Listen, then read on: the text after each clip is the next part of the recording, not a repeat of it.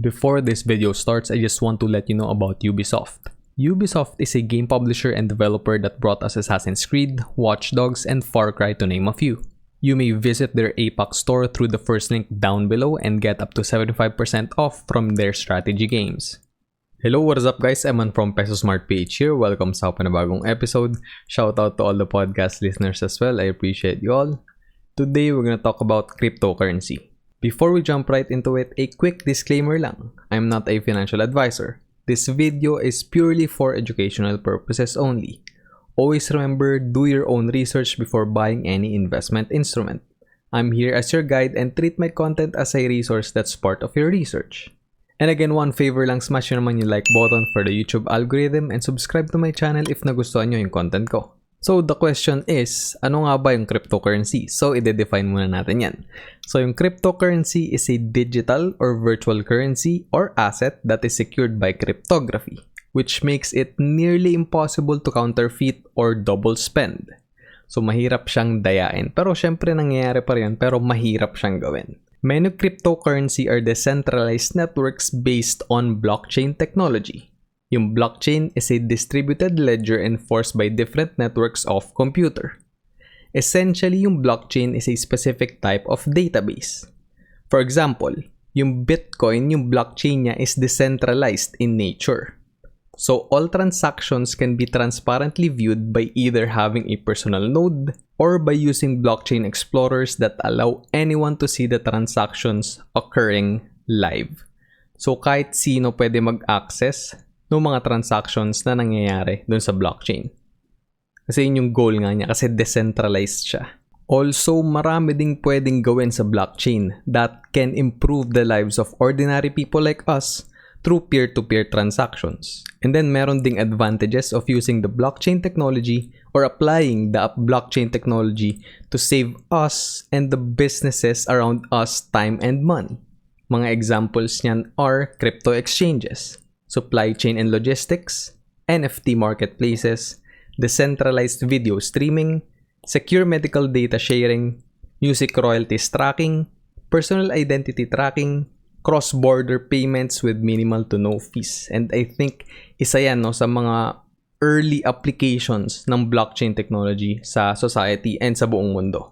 And many more. And masyadong marami to mention in just one video. Also, itong mga nabanggit ko, ito yung mga ginagawa or wino-work on na magagandang projects sa crypto space. So, some crypto projects are even backed by big venture capitalists. Kasi nga, itong mga projects na to are the ones who want to solve yung problems na nangyayari currently sa mundo natin. For example, yung supply chain, isa yan sa una kong ni-research ng todo talaga. Kasi sobrang inefficient ng supply chain. And isang example niyan is yung na-stock na ship dun sa Suez Canal, di ba? Like ilang araw, halos linggo, di ba? Na stock doon yung ship na yun. And din yung mga gustong iwasan natin, no? Lalo na sa supply chain. Kasi di ba billions yun nawala. Like sa iba't ibang industry, sa iba't ibang businesses, sa iba't ibang companies. Dahil lang na-stock yung ship na yun sa Suez Canal. And ang daming na-block, no? And yun yung parang gustong isolve ng mga blockchain projects, itong mga crypto projects na to. Na nagsispecialize or nagfo-focus sa supply chain. And if you're learning and enjoying this video, smash nyo naman yung like button for the YouTube algorithm. You already know it. Okay, sige, move on na tayo. So, a defining feature of cryptocurrencies is that they are generally not issued by any central authority. Kasi di ba yung banking system natin is backed by the central bank, which is centralized. So, lahat ng power or decision making is being done by one centralized entity. So, kung magpiprint ng pera, sila yung tatanungin. In short, sila yung responsible sa monetary policy ng money supply ng buong bansa. This affects the inflation rate of one country and syempre, goal nila is to maintain a low inflation and good GDP growth. However, if magkaroon ng crisis katulad ng COVID last year, their hands will be tied and will be forced to print more money than expected. That will drive inflation up kasi dadaming supply ng pera sa economy natin. That will stagnate our GDP growth as well. So basically, ginawa yung cryptocurrency para maiwasan yung government interference or manipulation. One good example is yung financial crisis that started noong 2007 to 2008. Around the $498 billion yung bailout cost or pera na binigay ng central bank to financial institutions, mainly banks, to restore confidence sa finance sector ng United States. So while those banks and financial institutions mismanage the money of other people, sinagip sila ng government to prevent everything else from collapsing. And kung alam nyo or nabalitaan nyo previously or like ngayon lang, no, kung may napanood kayo na video, tinanggihan ni Warren Buffett no, na i-bail out yung mga banks na yun, yung mga institutions na yun. Like ang ganda no, nung parang mga offer nung mga banks, like ganito yung terms, ganito yung gagawin nila, and then like magandang parang investment opportunity para kay Warren Buffett, but he declined. So ganon ka-corrupt no, yung sistema.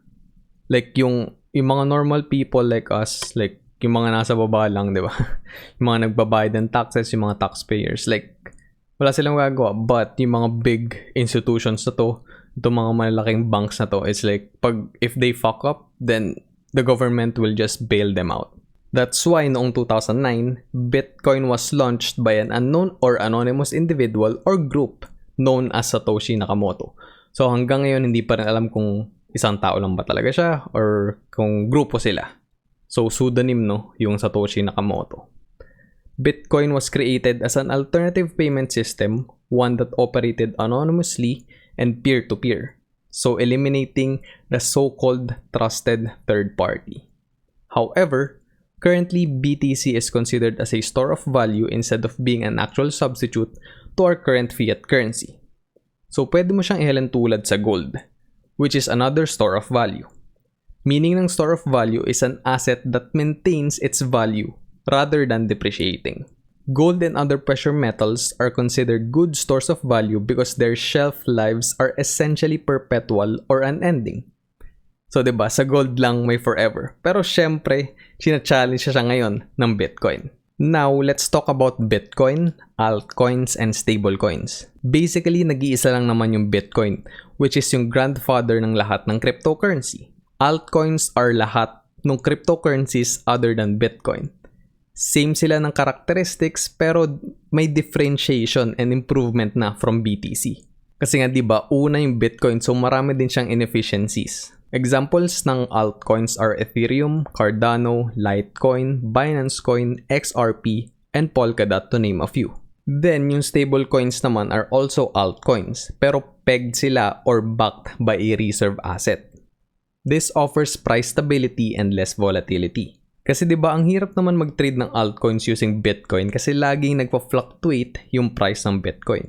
Ganun yung case previously. Nung una akong bumili ng crypto back in 2018, yung exchanges, ang tinatanggap nila na kumbaga currency dun sa mga transactions ng trading is BTC.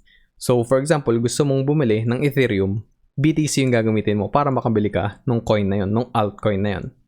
So, ngayon, medyo na iba na along the way, along the years, no? Nag-progress na. So, nagkaroon nitong Tether, nitong USDC, nitong BUSD para mas stable, no, yung trading. So, ano yung examples ng stablecoins? So, nasabi ko na kanina, USDT, yung Tether, USDC, ito yung stablecoin ng Coinbase, and BUSD, which is yung stablecoin ng Binance. So, itong tatlong to are pegged sa US dollar, so sa USD. So, yung conversion is almost always 1:1. Alright, so quick recap naman tayo ng mga terms that we discussed earlier para mas malinaw. So, yung una is cryptocurrency na discuss natin very briefly, blockchain, centralized financial system, decentralization, NFTs, cross-border payments, Bitcoin, altcoins, and stablecoins. So, in the future, yung plan ko is like maggagawa ako ng dedicated videos or dedicated episodes on each of these.